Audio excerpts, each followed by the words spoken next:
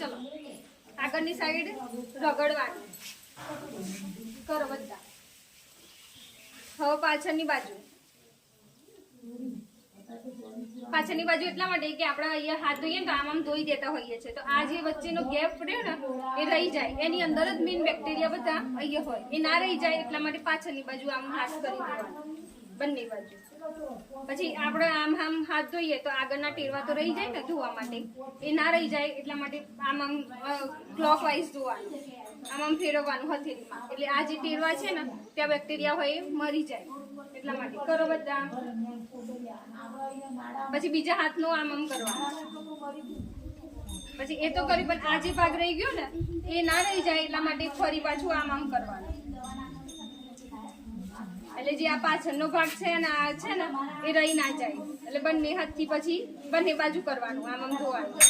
પછી જે આ